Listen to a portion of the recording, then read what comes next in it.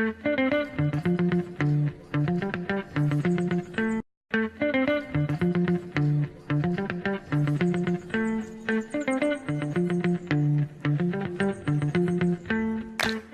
now have a stand-up comedy performance by comedian Abhishek Kulkarni. For those of you who don't know him, Abhishek Kulkarni is a consultant by day and stand-up comic by night. After a graduate degree in business administration and a stint as an investment banker in London, Abhishek decided to give it all up to follow his passion for stand-up comedy. He used to be part of SNG Comedy for the better part of 2017 and 18 and handled every aspect of the production of their popular podcast, The Big Question. Abhishek has opened for several A-list performers, including Varun Thakur, Saurabh Pant, Kautak Srivastav, Neville Shah, and Adar Malik.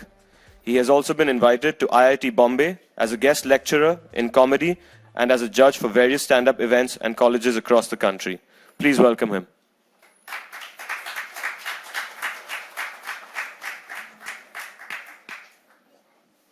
Hi guys. Yes, am I audible? Yeah? Great. How many of you had a full lunch? Yes. Yeah?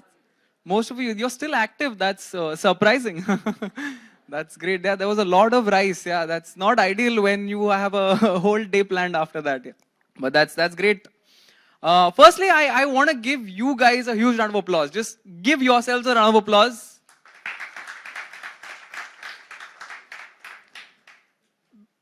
Now let me tell you why. See, you already you're stuck now. You've given the applause. Now the reason you've bought into the reason already. But the reason is genuine. I think you guys are the true dreamers, right? Like nobody can come under pressure and do arts. Like that doesn't work. Like I'm like Leonardo da Vinci took 10 years to paint the Mona Lisa. I think that's what I've heard. I don't know how true that is, but if he was under pressure, how long would he have taken? Like I'm like he took it. He was genuinely passionate about it. He still spent 10 years. Otherwise, he would never finish it. Like that's under pressure. His mom is sitting there like, JEE ka par studies karo aur fir udhar wo bana do. Nahin, would not have worked. So I think you guys are the true dreamers. Like that's what the way I look at it is. There's this very famous quote by one of my personal favorite comedians. He says, in a room full of 100 people, the only one facing the wrong way is the artist. I think which is true, right? Like artists need to look the wrong way to explore. Like if it's the right way, you know where it goes. It's on Google Maps. Like, so I think that's something to think about. Artists are the ones, like we are always looking for something new in the everyday. Like as a comedian, I have to observe absolutely mundane objects and think of something absolutely out of the world, completely wrong to most people through that exact object. Like let me give you an example. There's this very famous quote which most of you must have heard of. An optimist always looks at a glass half full. Everyone's heard of it? Yes? I don't agree. I don't think that's optimistic enough. Because I think a true optimist will look at that half full glass and think, now this will turn to wine. I think that's true optimism. It's strange. I think the way I think about art, right? Art is one of the few professions which you can comfortably explain to a 5-year-old. Like it's the easiest thing. Like, so what it is that you do? Yes.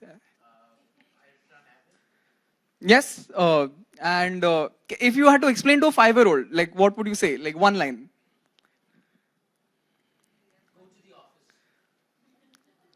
That's, yeah. But then now, like I want to hear, how would an artist explain what they do to a 5-year-old? Anybody want to volunteer? Ma'am? Well, I'll tell you what my son told me and my husband. Okay. He said, oh, these two, I don't want to be an artist ever because they just sit at home. Then they have parties. And then the students come. And they have more parties. I would think that's the ideal job, right? You sit at home, you play on your laptop, and you have parties with students. Like, but see, like, Yeah, so once he's a teenager, he'll be like, I want to do exactly that. That's all I want to do.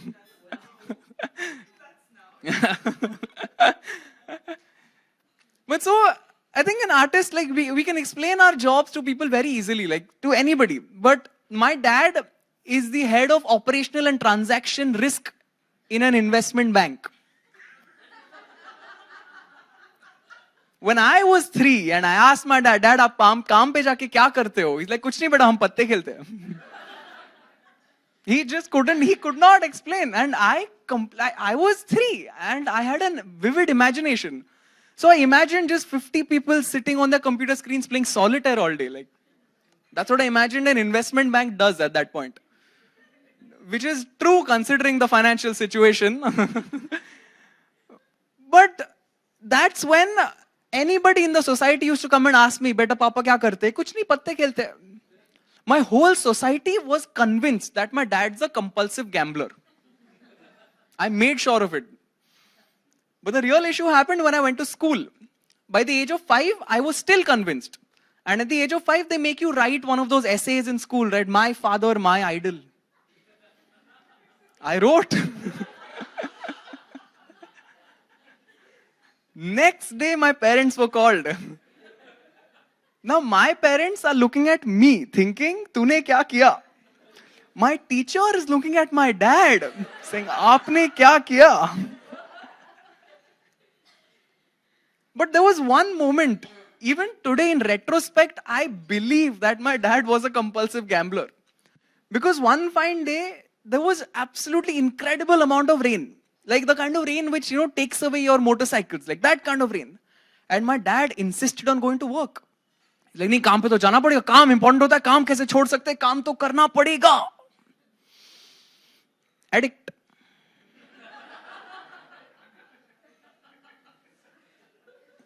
I went into my own cupboard, picked out my own pack of cards. I'm like, Dad, today work from home.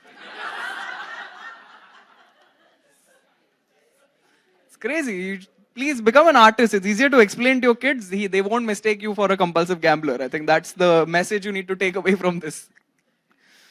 But like I said, right, like we artists, like we generally look at things the wrong way. And it's a great feeling to look at things the wrong way. Like so today I was brought in as an icebreaker. And my first thought was, you know what's the world's best icebreaker? It's global warming. But you know what's the worst? Titanic. Too soon?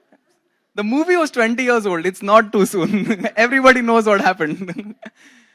But yeah, like, we like to look at things in a very weird fashion. Like, the other day, I opened the weather app on my phone. Anybody, have you ever seen the weather app on your phone? When you first open it, right, like, it gives you a temperature reading. Like it's supposed to. 28 degrees Celsius. I'm like, great. Thank you so much. Service rendered. Amazing. Below that, it says, feels like 35. Feels like. I'm like, you are a weather app. We're not that close. I don't care how you feel at this point. I just need the temperature, and that's the extent of our relationship. Every morning, Facebook asks me, how are you feeling today? I'm like, talk to the weather app. Loves discussing its feelings. It's insane. I need to ask a very genuine question here. Anybody in the audience drive a Nano? Let me rephrase that. Anyone willing to admit they drive a Nano? No one's proud to own one. Right? They admit to it. Like, yaar, khareed liya. Sorry. So I made that mistake in 2014. I bought myself a Nano. It's an orange colored Nano. It looks like a perfectly sized ice cream scoop. I had seen a Nano which was white on top and blue in the middle. Perfect Casata ice cream. And Nano is a small car, right? Like most of you, by the namesake, it's a small car. But let me explain to you how small. If I have to read the newspaper, I have to open both windows. Doesn't fit. I can park it inside your car. Generally, when you guys look for parking and don't find it, you give up. I don't. I start looking for an Innova. And it fits. No, but like the Nano is so small, even when I park my car under my building, I cover it with the same newspaper. It managed, it's just there. Once the watchman came out to my house, like, sir, आपके parking lot में रद्दी पड़ा हुआ है. Like, नहीं, उसके नीचे गाड़ी है. आप जरा देख लो. Like, नहीं सर, वो भी रद्दी के दाम में ही बिकता है.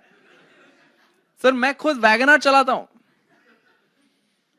Do you realize how bad my car needs to be for him to be able to show off about driving his WagonR? I was just like, yeah, nobody respects a Nano. Try driving a Nano into a mall. The security guard looks for two items, the glove compartment and the boot space.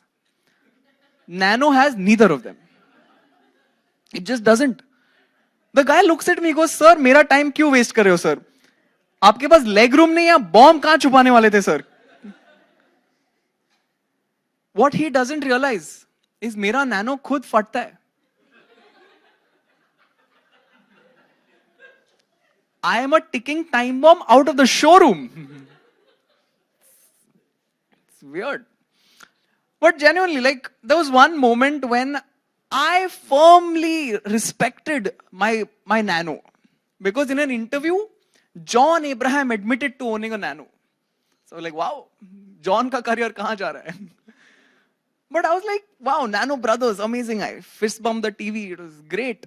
In the next moment, he explained why.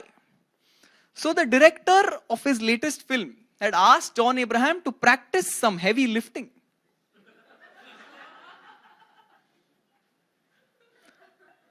My Nano was a replacement for John Abraham's dumbbells. And I don't even think a Nano is that heavy. Let me tell you why. When I'm driving my Nano on the C-Link, whether I am going to Bandra or Worli is decided by the winds.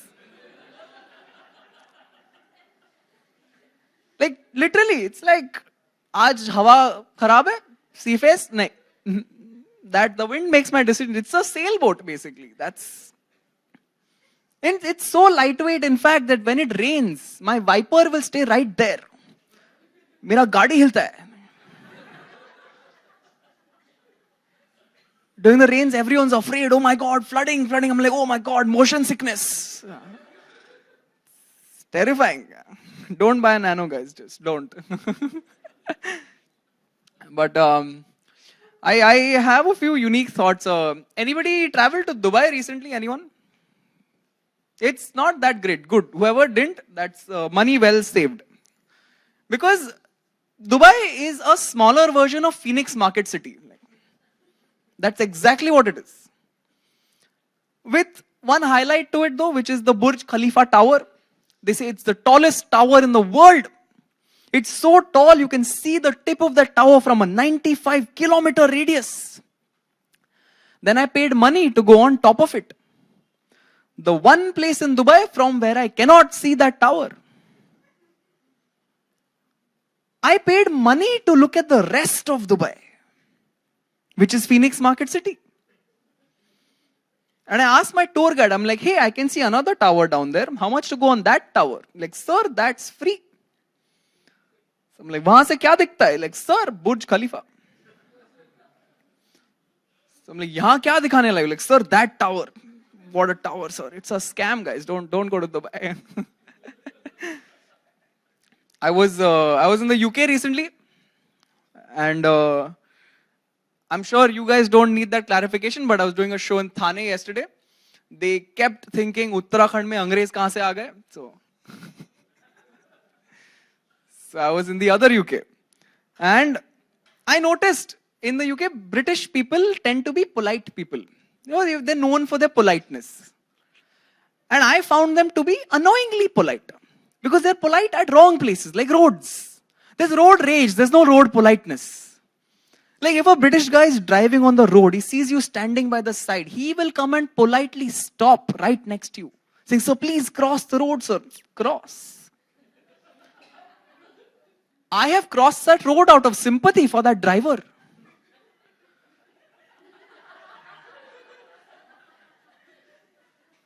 I was standing at a bus stop. वो driver के पीछे मेरा ही बस था, but नहीं, अब रुक गया ना, क्रॉस करना पड़ेगा. Do you guys know why the chicken crossed the road? Because one British guy decided to stop right next to it, saying, so please cross. I think that's the origin of that joke, guys. Trivia. But now I'm on the other side of the road and I expect the bus driver to be similarly polite. So I wave out to the driver saying, sir, please stop. The bus driver just drives away because he was Indian. As Indians, we are not used to this, right? We drive with purpose. If we notice some guy attempting to cross that road, we take it up like a personal challenge. कि नहीं तू आ, तू घुस के दिखा, बीच रास्ते उड़ा दूंगा मैं तुझे. Conviction. In fact, in Bombay, certain people took this challenge too seriously. तू बीच में नहीं आएगा तो मैं गाड़ी फुटपाथ पे डाल देगा. Driver, डाल दो. Nobody knows, guys. But even on foot, I'm not done with the British. They have troubled us for 200 years. I can do this for 2 more minutes. Even on foot, these guys. Yes? Is there a British person here? Yes?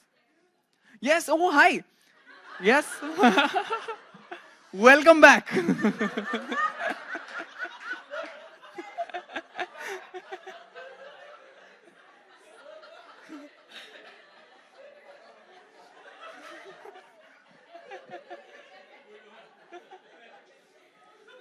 Am I on point with the observations, or is there somewhat? What part of the UK are you from? Southwest. Okay, so close to London, or yeah? Is it what area? Like, so I was in Bath for a while. Oh, you're from Bath. Oh wow. Yeah. So I studied at the University of Bath. So yeah. Oh wow. Yes.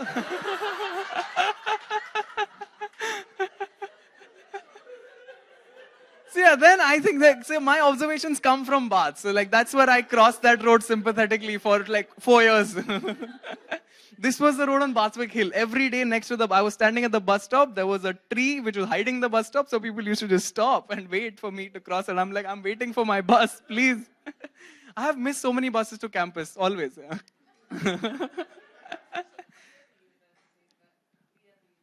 Which one is that? Oh, the other one.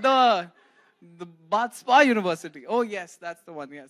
Oh, that has a bigger campus, I think, yes. Yeah. I hope not, no. I think half of the buses have just lost ticket fare because we crossed a lot. Yes. Comedy comes out of reality. It's just exaggerated reality, always. But see, tell me if this is true, which I've noticed a couple of my British friends. They're afraid to cross a road without a zebra crossing. Like this is, yeah, they're genuinely terrified. Yeah. Like they're just not used to the concept. Like sometimes I used to just kind of like walk past and be like, yeah, let's just go. They're like, this. I'm like, there is no car for 2 miles on either side. We can cross. It's fine. But they were genuinely, and I think that's when I found a very non-violent way to bring back the Kohinoor.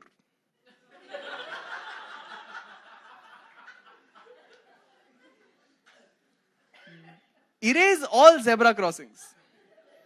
And then walk into the Tower of London, pick up the Kohinoor and cross the road. They cannot follow you. See, that's the solution to world peace, guys. But I think maybe that's what happened, right? Like, I think this is my theory. Pure conjecture, no evidence to support this argument. But when a British guy came to India, he looked down at the road. He's like, I need to get to the other side, but there is no crossing. What do I do? I need to find a crossing. Where is the zebra crossing? He asked a guy, where's the zebra? He's like, zebra is found in zoo. What are you doing, sir?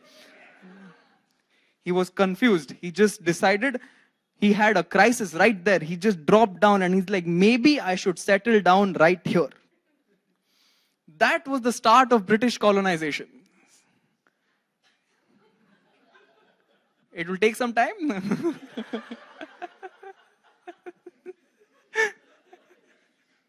If Aurangzeb had designed some zebra crossings, maybe history would have different course. Yeah. He would have crossed that road that day. But that's great. I'll leave you guys with this one thought. And I need to figure out a really powerful thought now. I think I've gone into a lot of detail. I've hit on the British a lot, so what can I tell you? What can I leave you guys with? So yeah, this is a very random joke. I think you guys will probably connect with it towards the evening. Any fans of beer in the audience? Yes? It's okay. There's no parents here, I was hoping. You can completely be honest. It's not going to go into beer is a great drink. But when you order a beer at a bar, anyone ordered a beer at a bar for the first time? Do you remember that time? The very first time, that nervousness. 16-year-old face, 45-year-old ID in hand. You walk up to the bartender. Ek Kingfisher dena. Confidence. The bartender does not give you the bottle. He presents it to you like, sir. And I didn't know what to do at that point. I'm like, yes, correct. This is exactly what I wanted. Good job. He's like, no, sir, touch it. So I'm like, is that why you need to be 18? Like, what's the scene? So I did this.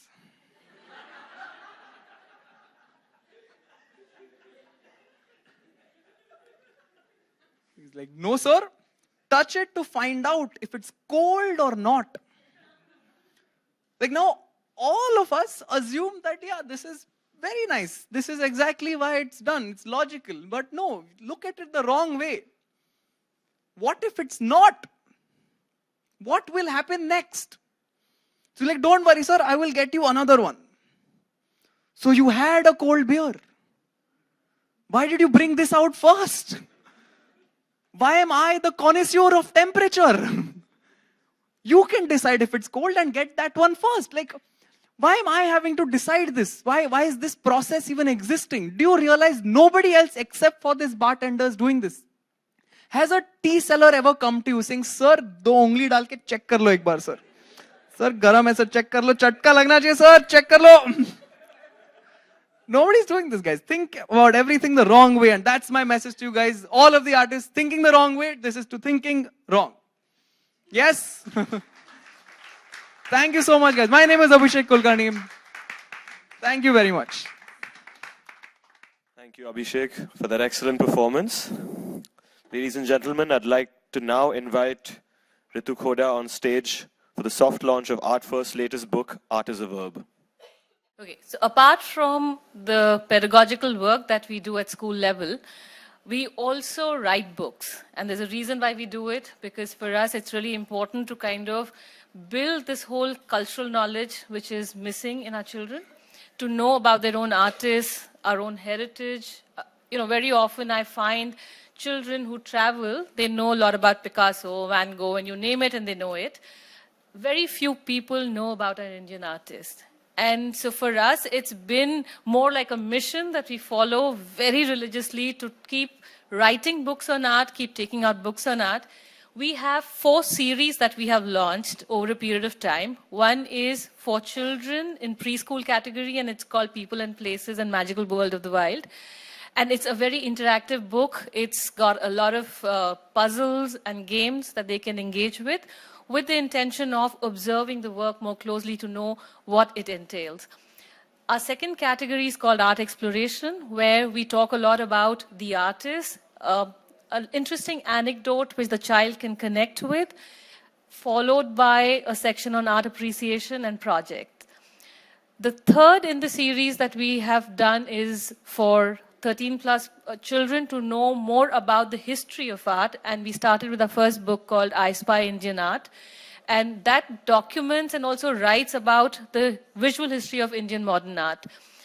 So these are the kind of series that we've created, and we write very regularly, and we keep publishing books in these categories. And the fourth one that we thought was really important, and we launched it, which is an arts integrated series.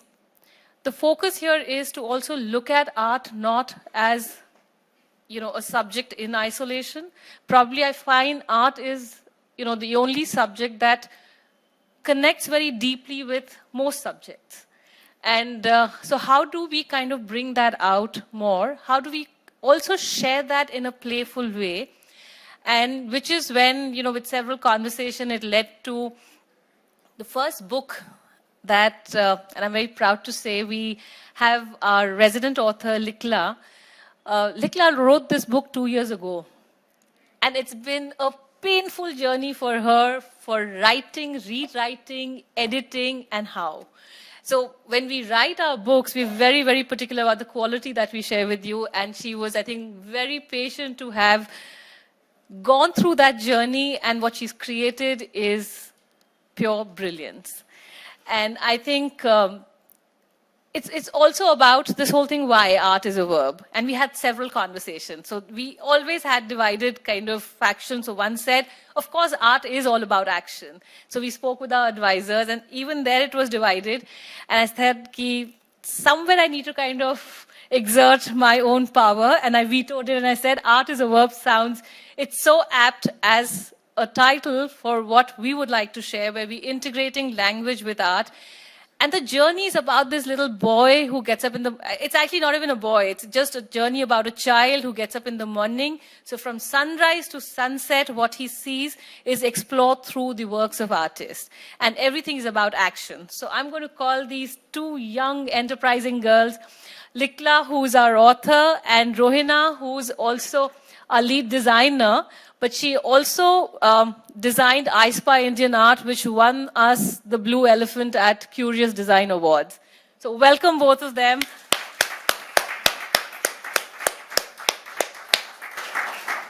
So not knowing who's the youngest here, let's have the youngest person up on the stage.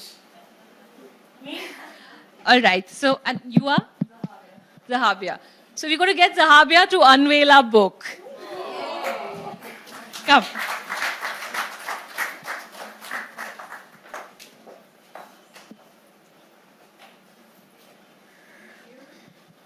Go stand there, both of you.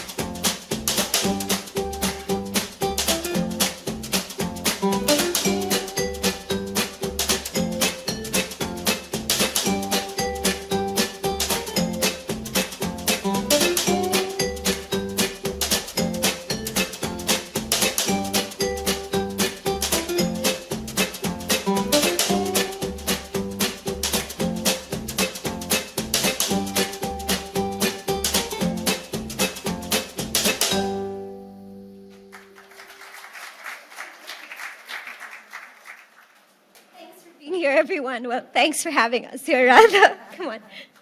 Yeah, I mean, actually,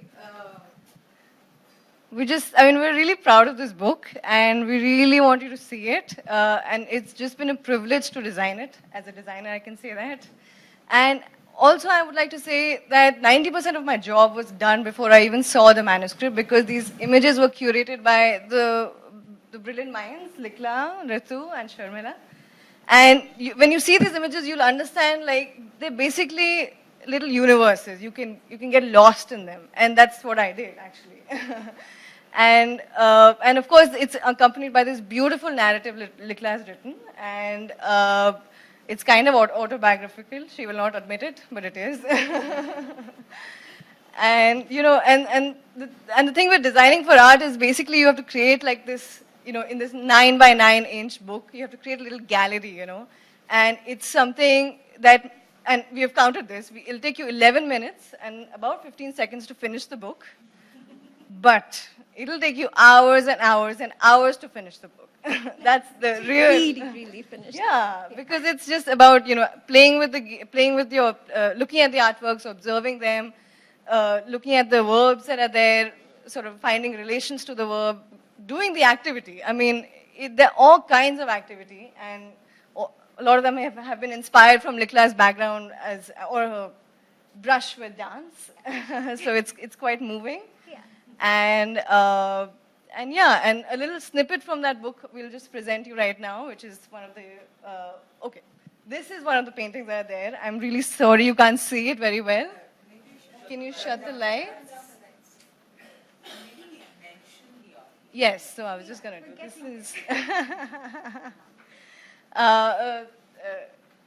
It's a painting by A. Ramachandran. It's called Gathering Lotus. Yes. So, and this is part of one of the paintings that comes, when you're kind of exploring, while you get out of the house, you see the day, you see the city, and then you meet your friends, and then you kind of, this is one of the activities that was about. This is one of the pages or concepts which was about that.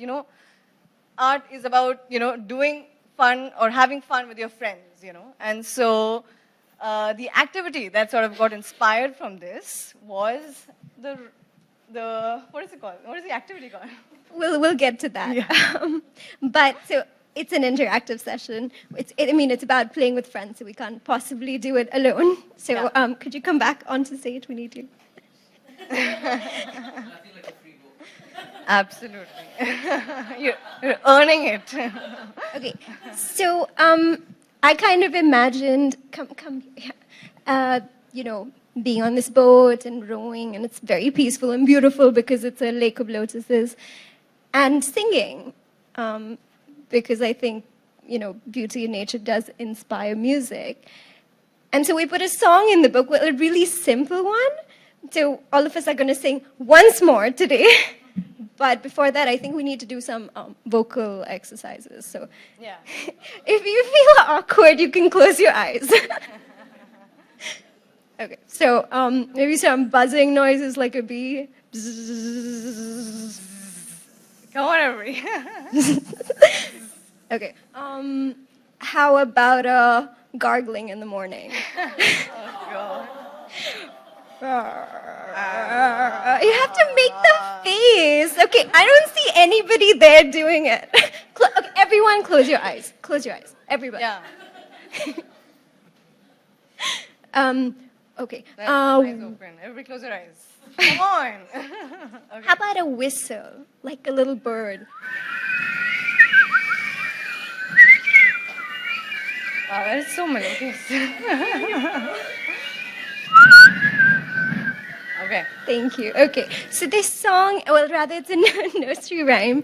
I'm sure you've heard it, so sing with me. Row, row, row your boat gently down the stream. Merrily, merrily, merrily, merrily, life is but a dream. Once more. Row, row, row your boat gently down the stream. Merrily, merrily, merrily, merrily, life is but a dream. Okay, so the activity is actually a canon. We're going to sing the song in rounds. So everybody from here, this diagonal to that side, can you come to this side of me? So we will follow her, and everybody here follow me, and this is Rohina's side, okay? So how it works is, I will start, and you sing with me. So I start singing, row, row, row your boat. But when I get to the second line, that's when Rohina's group starts Yeah. with this song, okay? Okay. And then when she gets to the second line, you start, okay? Important thing, don't stop. We're gonna sing it like as many times as we can. Okay, let's do this.